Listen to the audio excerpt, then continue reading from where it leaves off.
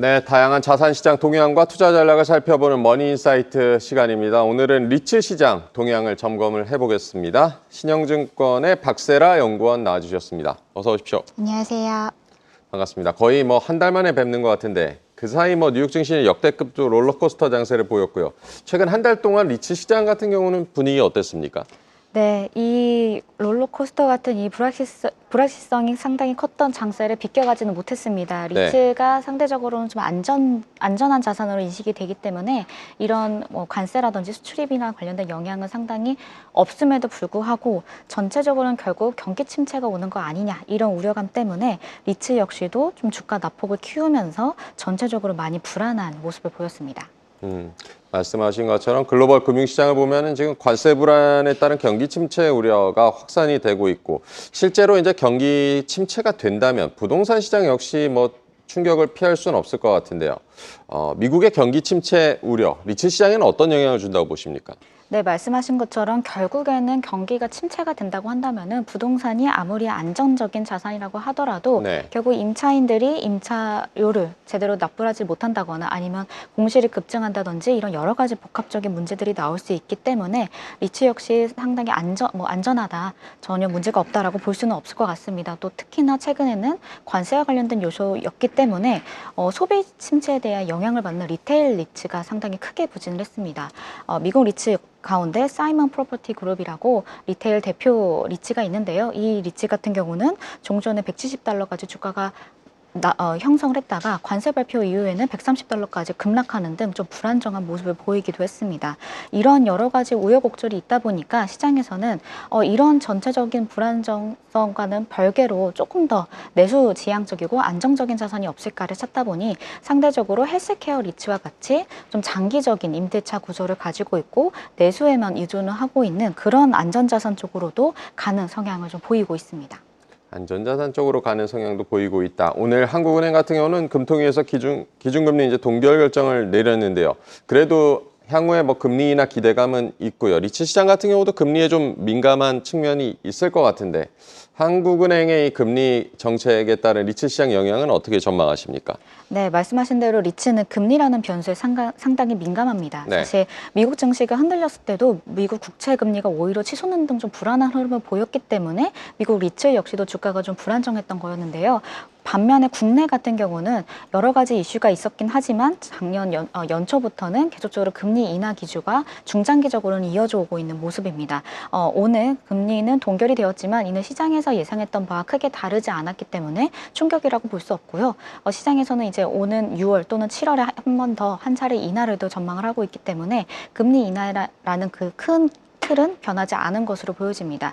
리츠 같은 경우에서는 금리가 인하가 된다면 상대적인 배당 수익률이 높아 보이기 때문에 매력적일 수 있고 두 번째로는 조달 비용이 하락하기 때문에 배당 가능 현금이 증가할 수 있어서 그 부분에서 긍정적입니다.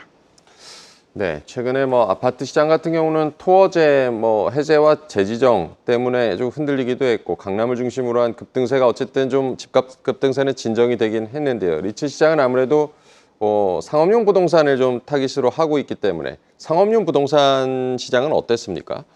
네, 이런 규제가 빈번하게 바뀌는 국내 주택용 시장과 달리 상업용 부동산 같은 경우에서는 언제나 수요와 공급 혹은 투자적인 심리 이런 전반적인 펀더멘털 요인에 의해서 좀 중장기적으로 흐름이 바뀌고 있는데요. 올해 국내 상업용 부동산은 작년도와 좀 유의미한 변화를 전환점을 맞이를 했습니다. 가장 큰 이유는 일단 고금리 기조가 꺾였다라는 점 때문에 매도자와 매수자 간의 가격 괴리율이 조금 줄어들었다. 갭이 줄어들면서 그동안 멈춰 있었던 거래가 올해 눈에 띄게 증가하기 시작했다는 점이 가장 큰 변화점입니다. 이렇기 때문에 특히 강남 중심의 오피스 건물 중심으로 대형 부동산 거래가 이어졌는데요. 상반기에는 강남 SI타워 8천억 원에 달하는 건물도 매도가 이뤄졌고 강남의 BNK 강남타워도 4천 원에 달하는 거래가 이뤄졌다는 점에서 작년보다 올해 대형 오피스 건물 매수건이 좀 눈에 띄게 늘어났다라는 점이 가장 중요한 차이점입니다. 네, 지금 부동산 시장 전체가 침체돼 있다고는 하지만 그래도 강남 오피스 중심의 거래가 활발하다는 점, 대형 부동산 중심의 거래는 활발하다는 점을 짚어주셨는데 관련해서 좀 주목해 볼 만한 리츠 상품이 있을까요? 네, 국내 리츠들, 특히 공모 상장 리츠들 같은 경우에서는 이런 대형 거래에 있어서 오히려 강점을 가지고 있는 경우가 많습니다. 이들은 영구적인 자기 관리 회사로서 이게 여러 가지 운영을 할 수 있는 노하우를 갖추고 있고 또 공모를 통해서 자금을 조달할 수 있기 때문에 다른 사모나 부동산 펀드보다도 이런 조달 능력에서 상당히 경쟁 우위를 갖고 있습니다. 그런 측면에서는 이제 유망한 AMC를 갖추고 있는 상장 리츠사들에게 주목할 필요가 있을 것 같은데요. 대표적으로는 이지스 자산운용, 코람코 자산운용, 신한 리츠운용 등등을 꼽을 수 있습니다. 그 중에서도 이렇게 상장 리츠사들 중에서 오피스 물건에 집중을 하고 있는 SK 리츠라던가 아니면 신한알파 리츠 같은 리츠들이 여기에 포함이 된다고 볼 수 있습니다. 네. 관련해서 리츠 상품들에게도 좀 주목을 해봐야겠고요. 최근엔 ETF, 재간접 리츠 투자가 가능해졌는데요. ETF의 재간접 리츠 투자, 어떤 내용이고 또 관련해서 눈여겨볼 만한 리츠 상품들도 소개를 해주실까요? 네, 그동안 리츠 같은 경우에서는 부동산 실물 자산만 단독으로 담는 게 아니라 그 부동산 실물 자산을 펀드를 다시 투자하는 형식으로 재간접 리츠가 좀 존재를 했었습니다. 대표적으로 NH 프라임 리츠라던가 이지스 밸류 리츠, 이지스 레지던스 리츠 이렇게 좀 있었는데요. 이럴 경우 다른 기관들 즉 다른 펀드 운용 기관에서 해당 상품을 매수할 수 없는 그런 규제가 있었습니다. 그거를 갖다 저희가 재간접 리츠 투자 규제였는데 이 부분을 최근에 해제를 해줬다. 덕분에 ETF나 이런 쪽에서 이런 재간접 리츠에도 다시 투자할 수 있게 되었다는 점에서 해당 리츠들 같은 경우에서는 아무래도 최근에 패시브 자금의 수요가 상당히 커졌고 시장에서도 유동성 측면에서 공급하는 바가 크기 때문에 수급적인 측면에서 상당히 전보다는 좀 편해졌다라고 보실 수 있을 것 같습니다. 이런 부분들 때문에 최근에 NH 프라임 리츠 같은 경우에서는 자산 매각도 했었고 또 3개년간 특별 배당도 약속을 했던 리츠였기 때문에 이런 부분들에서는 이제 배당금을 노리고 ETF에서 좀 더 적극적으로 매수할 수 있는 배경이 되지 않았나라고 생각을 합니다. 네, 리츠 상품 중에는 또 데이터 센터 리츠에 대한 관심도 뭐 AI 붐과 함께 좀 관심을 받았던 것 같은데요. 최근에는 AI 버블 논란도 있고 뭐 마이크로소프트 데이터 센터 투자 철회 소식도 있고 조금 이제 부담되는 소식들이 좀 전해졌는데 이런 영향들은 어떻게 보십니까? 일단 결론적으로 국내에서 데이터 센터를 담은 리츠는 맥커리 인프라라는 부동산 펀드 하나밖에 없기 때문에 네. 사실은 해당 요소에서는 리츠 자체가 받는 영향은 좀 국내는 제한적이다라고 볼 수 있는데요. 일단 미국의 사례를 들어서 보자면 미국의 데이터 센터 리츠로서는 대표적으로 에퀴닉스라는 종목이 있습니다. 해당 종목은 M7이나 이런 데이터 센터 투자가 상당히 화랑이었을 때 주가가 상당히 좋았던 작년과 재작년 같은 경우에서 가장 리츠 중에서도 섹터 안에서도 큰 아웃퍼폼을 했던 종목이었는데요.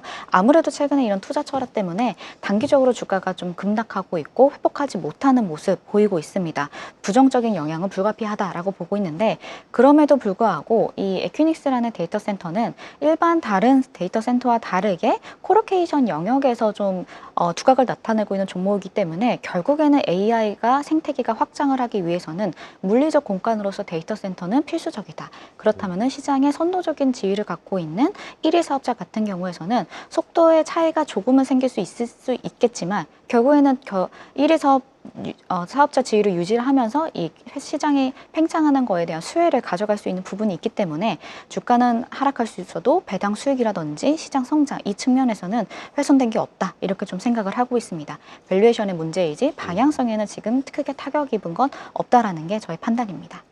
네, 단기적으로는 뭐 부정적인 뉴스들이 있지만 방향성 측면에서 데이터 센터 리츠는 유망하다라고도 전망을 해주셨습니다. 리츠 시장 관련 뉴스 중에서 한국형 리츠 도입 소식도 있던데요. 이건 어떤 내용입니까? 네, 이 부분은 아직 뭐 검토 중인 거고 새롭게 제도로서 자리 잡기 위해서는 더 추가적인 연구 용역이 필요한 제도이긴 한데요. 네. 일단 지분형 주택금융제도라고 보시면 될 것 같고 리츠를 활용해서 주택을 소유 혹은 임대하는 방안을 활성화하자라는 차원에서 제시가 된 제도입니다.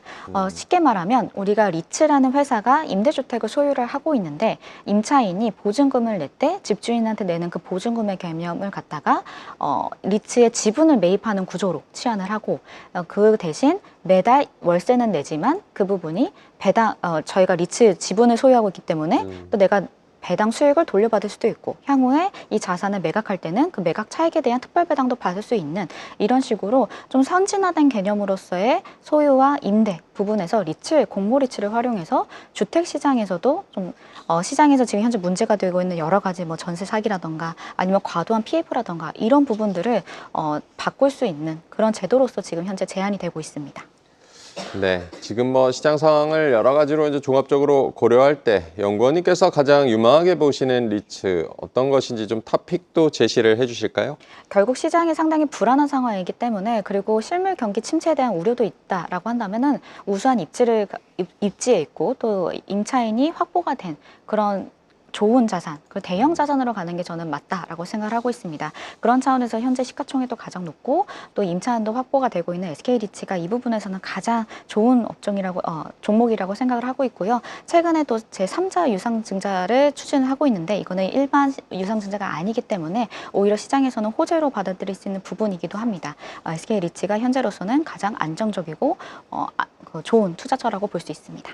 네, 대형 자산 기반의 안정적인 리츠를 눈여겨봐야 된다 하면서 SK리츠를 최선호주로 꼽아주셨습니다. 대개 주식을 살 때는 뭐 실적이라든가 영업이익률이라든가 이런 부분들 좀 눈여겨보게 되는데요. 리츠 상품을 투자할 때는 어떤 지표들을 좀 봐야 되는지도 조언을 해주실까요?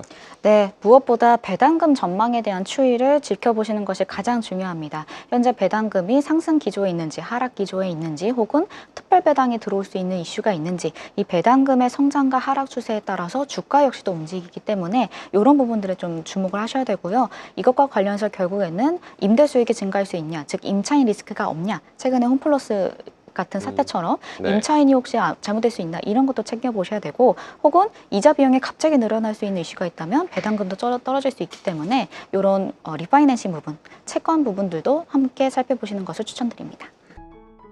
계속해서 다양한 경제 이슈를 알고 싶다면 구독과 좋아요, 알림 설정 부탁드립니다.